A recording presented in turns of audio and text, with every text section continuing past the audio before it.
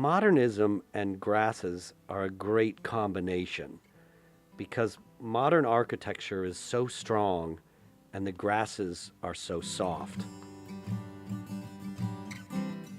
This Oakland garden, the day I showed up, was essentially ready to plant. Most of the hardscape was in, but my client was sort of scratching his head thinking, I know I want grasses, but I just don't know quite what to do.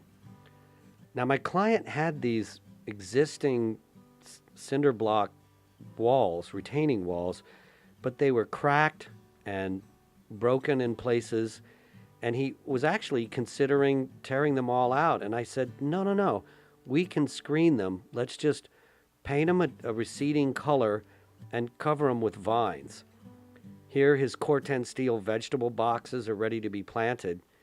And you can see there were blue agave Americanas that had already begun to proliferate. And we decided that there were too many and that they were going to get too big. So we dug these out and used them as property line, shall we say, anti-personnel screening. Here's the upper meadow in the backyard. And this meadow, you look directly out from the bedroom on this meadow. So this needed to be really something worth looking out at.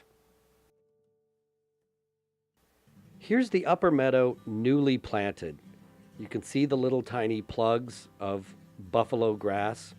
This is a male flowering form called Buffalo Bill. And there you can already see some of the Mediterranean bulbs beginning to fire off.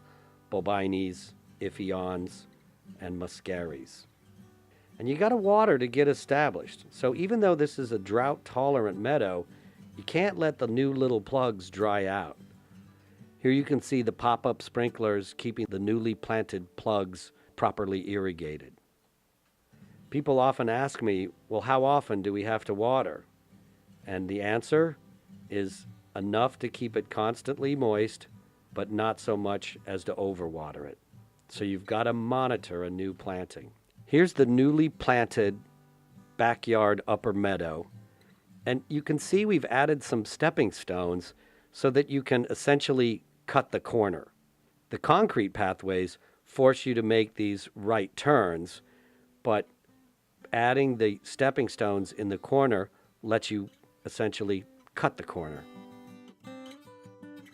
Our accents in the front yard were yuccas and agaves. We wanted a bold plant palette in the front yard with just a tiny dollop of meadow. So here's the big yucca pendulas arriving on site, being muscled down the stairs, set in place. Here's the side yard where we've done some editing. We've got phormiums, we've got hebes. These are being dug and rearranged. So a lot of times when I come onto a site, we can save plants that aren't in the right place and move them to where they belong in the new scheme. The front yard meadow has filled in gloriously accents of agaves, in this case the octopus agave. The meadow is basically a 1-2 of a grass-like perennial Bulbini frutescens, the yellow flowering form, and Caeslaria autumnalis, which also has a bright green foliage. So all the foliages are coordinated. Here's the backyard meadow, the lower backyard meadow filled in. This is Bouteloua Blonde Ambition with its gorgeous blonde seed heads. We repeated that in the front yard along the sidewalk and what is essentially the hell strip in this garden. So that grass has to tolerate all the reflected heat off the sidewalk. Here's that backyard meadow filled in. Look at how luscious it is. Calm, cool, and serene. You can't see the little buffalo grass pathway that takes you over to the retaining wall until you come upon it. Our walk-on meadow pathways are the male flowering form of buffalo grass, our selection, Buffalo Bill. So you can walk on the Buffalo Bill, which is mowed, maybe just clipped with, I say mowed, but basically it's just clipped with hand clippers because there's so little of it and it's so easy to cut back. But this is the walk-on meadow pathway in the backyard.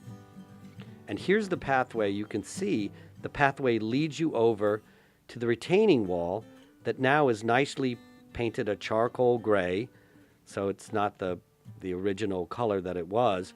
But you can now walk on this pathway and sit down on the wall and look out at the view.